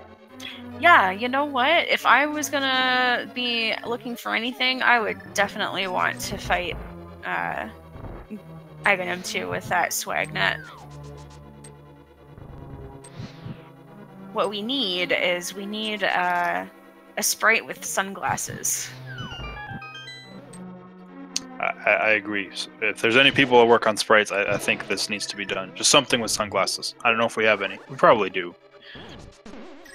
Well, I know that Squirtle Squad sunglasses exists, but that's only if they've been hit by a bunny beam.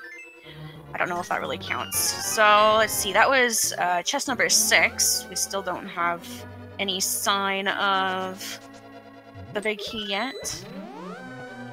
Yep, nothing yet, so we're gonna be going left side.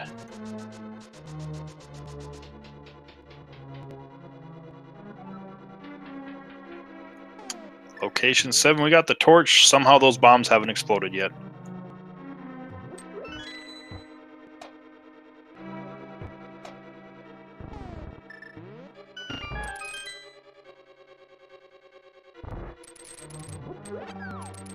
Alright, we've got 8, 9, 10, and 11 here in the Stealthos room. Small key for 8. Another small key for 9. Some bombs for 10. And the big key for number 11. We have more than enough keys, we're not checking anything else. It's time to go up the tower. Yeah, lucky number 11.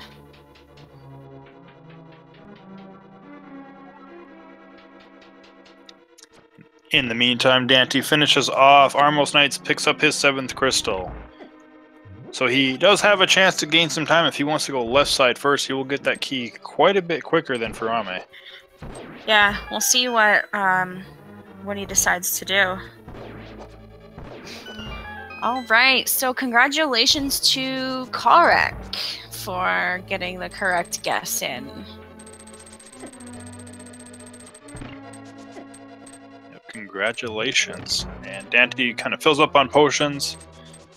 He's about to head up Death Mountain himself. Furaime going to be going through the gauntlet very soon.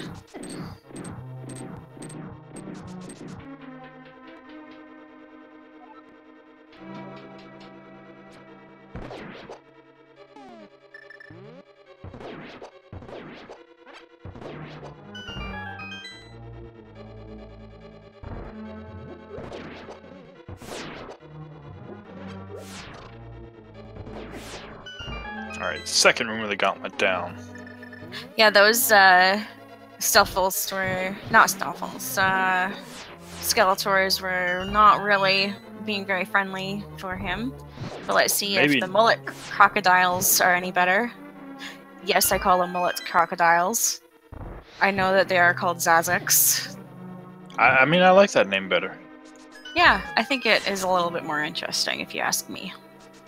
Yeah, but the mullet crocodiles, they went down quick. Furaime sniping them all with that fire rod. Then Furaime doing Limel 2 with the Silver Arrow strategy.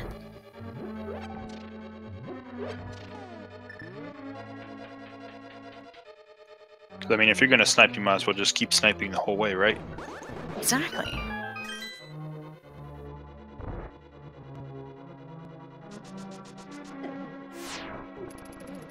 I will say I hate this room. Well, not the room. This room's fun, but the rooms where you typically just sprint across with the boots and you have your sword out and you just kind of poke all the baddies away.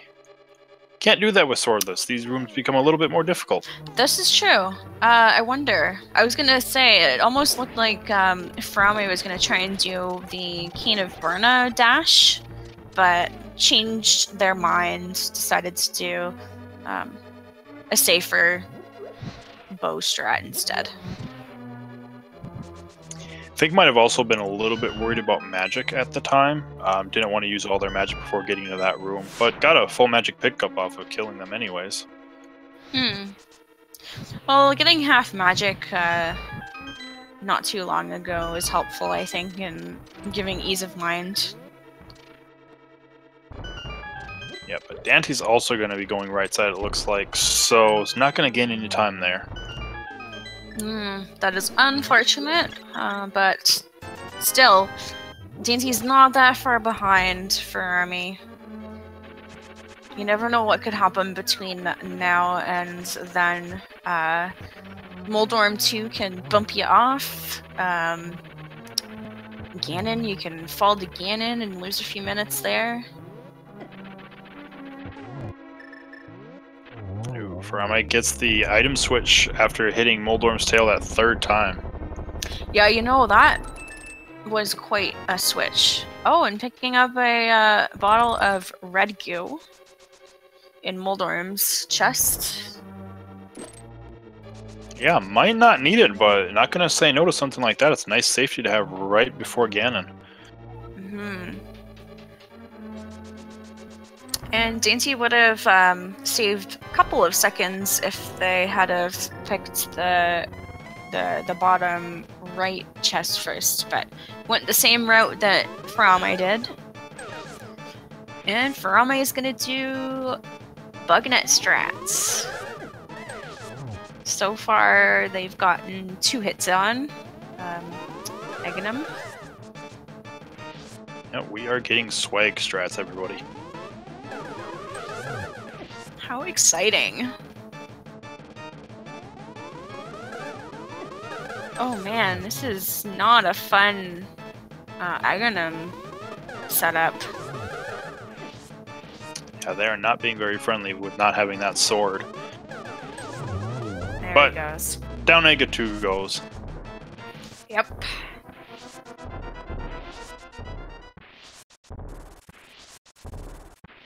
Alright, so Furaime's gonna get picked up by the goose, and Well, I guess it's a duck, isn't it? Anyway, we'll drop down into Ganon and fight Ganon. Having silver arrows will definitely make things a lot easier. Doesn't have to worry too much about preserving magic.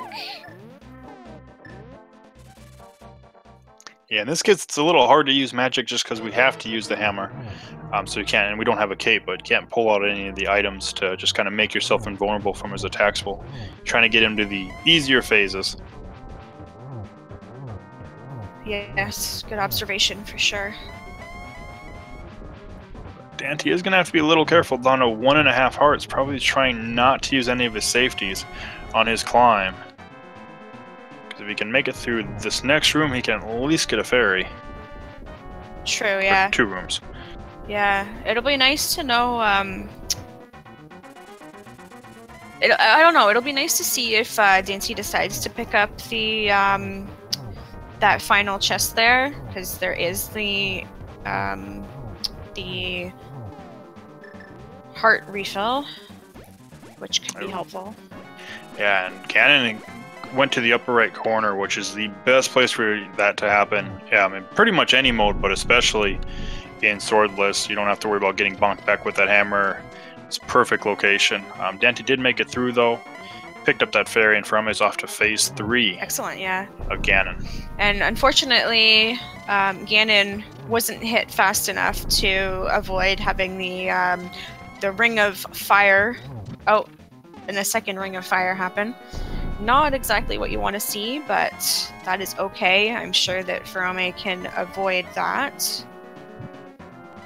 Oh dear, missing torch glitch. That's alright again.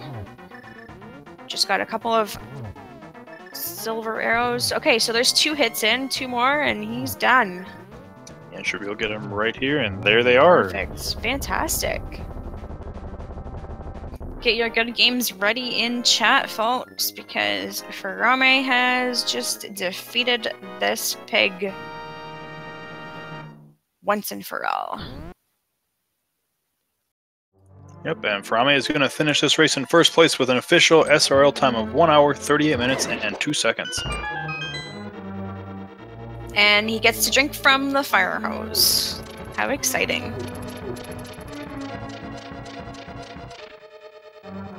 I'm sure Daanty's sprite is going to be extremely happy about that one.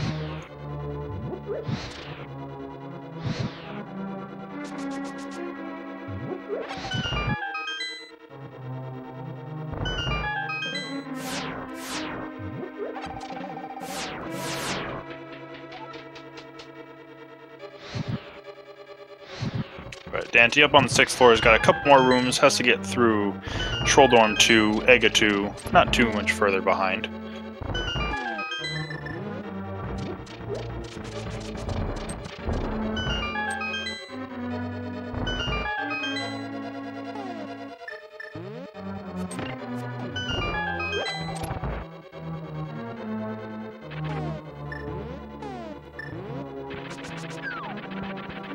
We'll see what Trolldorm has in store for him.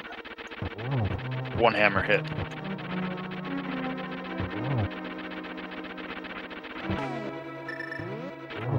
And 3 hammer hits and the switch again. We'll see if he checks his chest to get that red goo just to be extremely safe. Nope. Just decides to go right on past it. Bonks at the end of it.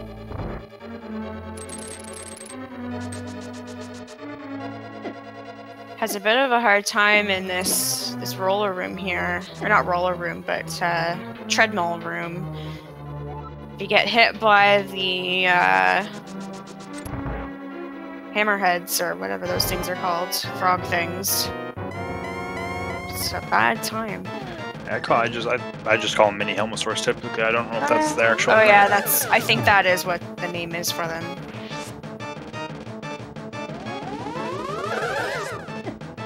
Gonna get some Swagnet strats on Daanty's side as well.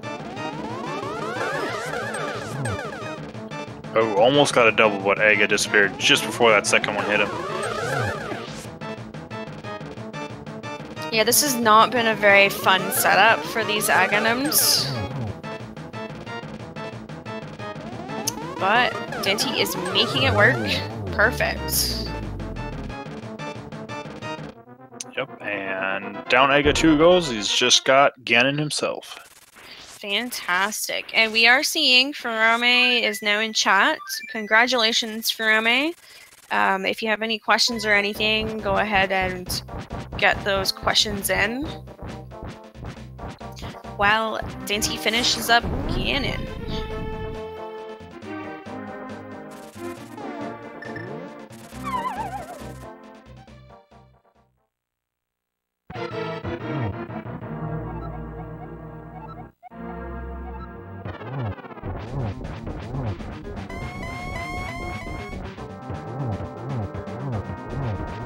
That was a really good set of hammer hits on Daanty's side there. Yeah, it was.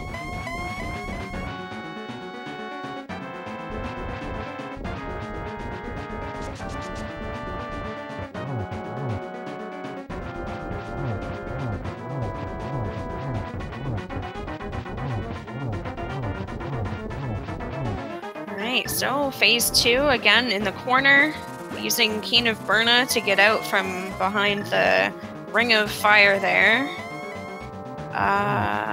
Phase 3. Excellent.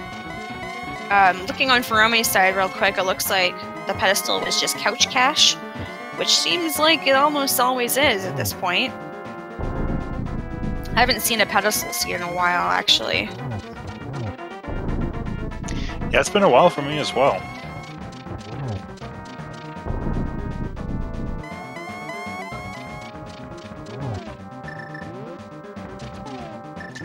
But we're off to phase 4. He's got 3 more silver arrows.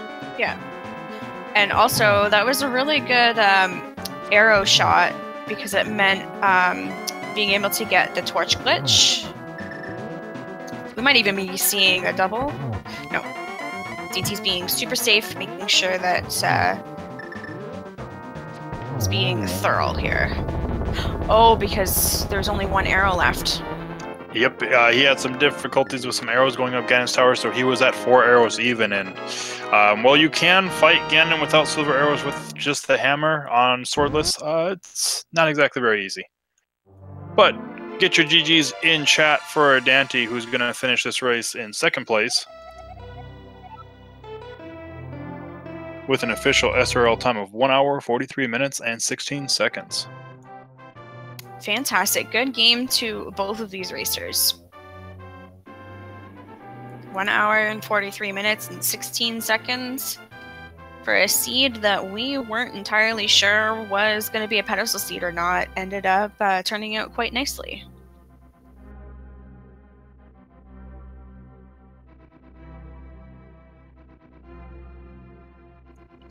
Yep, and we have Daaanty in the waiting room, so we'll go ahead and pull him in. I'm not sure if Furaime is going to be joining us or not. I see him in the chat. Yeah, I think Furaime is in the chat part, but he's not going to join us for an interview.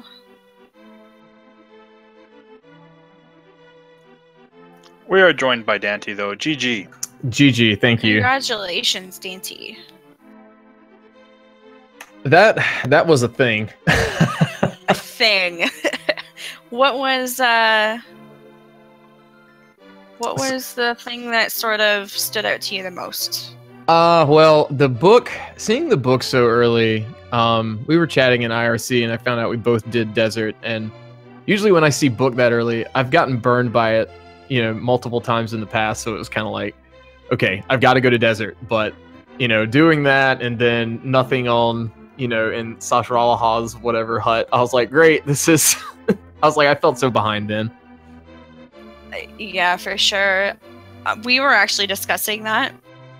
The fact that you had the boots and the book so soon, it was almost specifically pointing to go to Desert Palace, but then we looked and saw that it was only a pendant, so then it was like, oh, that's a hard one to decide on there. Well, with it being green pendant, I felt like I was going to have to gamble to win a little, in this match, but that seemed like a very safe gamble, because I was like, I haven't gone over to Eastern side yet, but you know, it ended up where it didn't have anything. Last night I had a match where it was actually green pendant on desert, and turning that in got us ether, which I believe was the key to Mire. So it's kind of like, I'm gonna go ahead and do this. Yeah, you never really know until you do those gambles what the path is and what the seed actually is trying to tell you. Yeah, I do want to say GG to Furaime. You know, it was great. It was fun in game one. I ended up like somehow getting super lucky, taking a win off him, and then I only picked. I told him in IRC I only picked swordless because I saw he vetoed it in another race in our group, and he just said it just takes too long, or it takes longer than it should. And I said, well, I don't know what to pick against him, so we'll just we'll pick something to make us both miserable. So was there anything that you picked that got vetoed? Well, this wasn't. This was my pick, so there was no veto on this one specifically. Okay. Well, you definitely made a valiant effort, and you were about 5 minutes behind each other, so you were very close throughout the entire race. Yeah, I'm actually really happy with myself. I didn't play very well last night. Took a loss there too, but this one's a lot easier to swallow, just because of, I felt like I executed well, so that was good. And I got to give a shout out to SA_GTG for giving me the heads up on that potential. Like when you set up Ganon, make sure you do 11 hits in phase 1, and then see if you can get him against the wall, so you can just easily do phase 2. So really glad I was able to do that. That's fantastic. That is a really, really good tip to think about.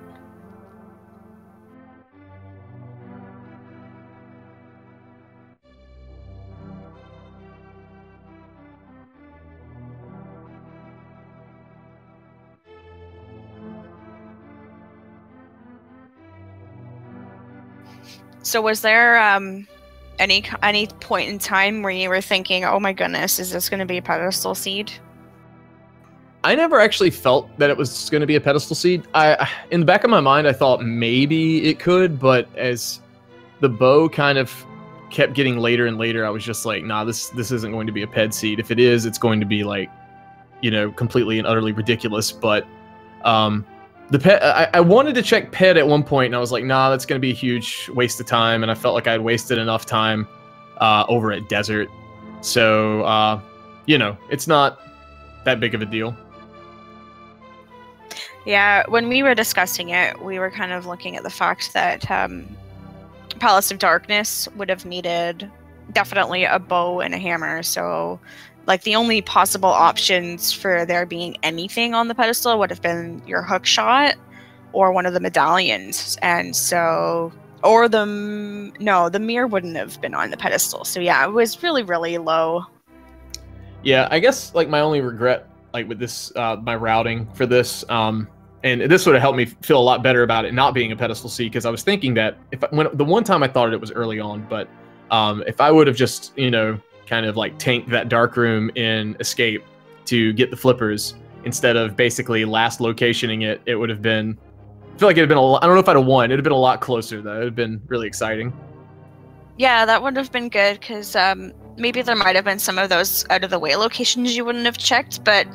I mean, it's better for it to have been flippers as opposed to some other weird item that, I don't know, it could have been anywhere, right? Like, it could have been the bow, maybe. Yeah, if it had been something that kind of opened the world up to potentially do, more go-moding dungeons than we got to do, then yeah, definitely. But the way it worked out, it was kind of like just a small piece that was like a breadcrumb trail to the next piece of the puzzle. Absolutely, yeah. That's the key to these games, is trying to figure out what is it that the seed wants me to do next. The hint tiles help.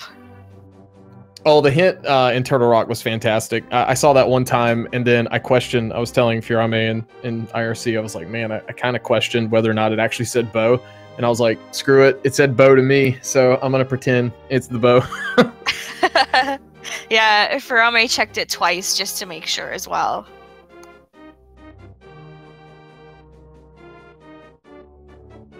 overall, both of you had excellent execution, and really, I think the only time loss was just, I don't know, just being a little bit behind getting those flippers and the fire rod there. Other than that, you were right hot on Furaime's heels. Yeah, like I said, I'm pretty happy overall with the way I played. So I've got no regrets about this one really. I don't think personally I could have played it any better than I did. Absolutely, yeah. So let's see. One of you is 1-1, the other one is 1 the other. So you got one more match between the two of you, eh? One left. Yeah, one more left between the two of us. I haven't had the opportunity to do any of my round 3s yet. I think this is only my 6th match overall, but do have one tomorrow against ZZZ Cube. That's going to be, I think, inverted Uncle Assured Sword, which I made that same pick against ZZZ Cube, and now he's running it back on me. So we'll see how that pans out tomorrow morning. That's hilarious. I love it. That'll be definitely something to tune into. And then it'll be trying to decide, or trying to figure out what to veto in round 3s because they're random. Yeah, I know in the back of my mind what I'm going to veto, but I've kind of intentionally made sure I'm not in a position where I have to play a game 3. Before I get at least everybody's other pick against me, so that way I don't get somebody picking the the mode that I veto. I see. It's like playing a game of poker or cards or something, eh? If I have to call it metagaming in any way, I guess that's the one thing I can do. But if I end up going 1-14, then so be it. But we're gonna have fun doing it. Absolutely, yeah.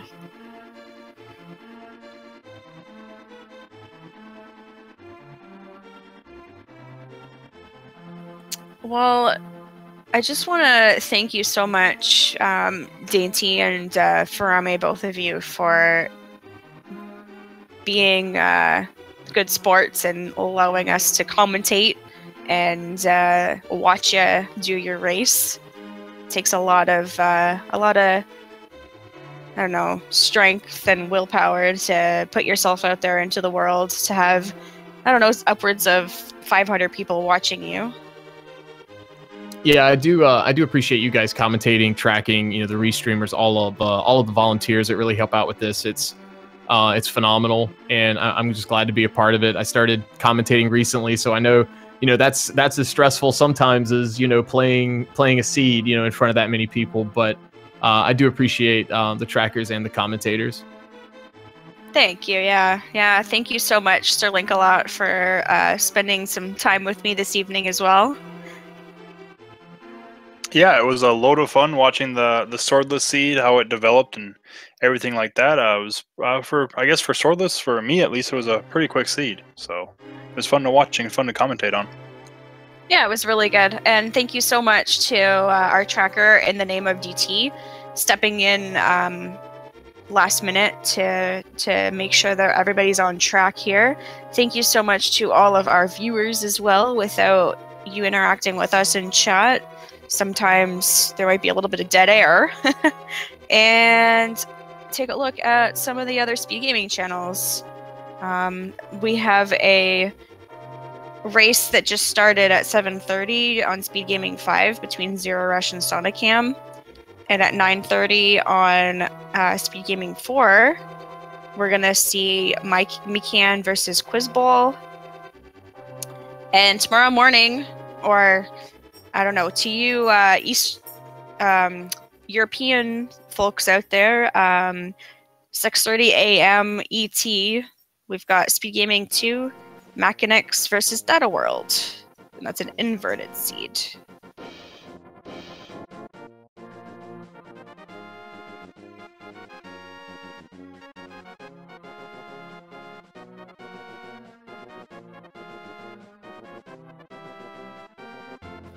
So, with that being said, I say my good night and my good day. Sterling a lot. I'll leave you with the last word. All right. Well, thanks everybody for coming out and watching the race. Like B-Link said, we've got a couple races. One started about 25 minutes ago. That was, I believe it was a standard seed looking at it, if I remember correctly. And then there's another one at 9:30. Again, thanks to In the Name of DT for doing tracking for us again at the last minute there. And thank you again to Daaanty and Furaime for putting on a great race for us. But other than that, I hope everybody has a great rest of your night.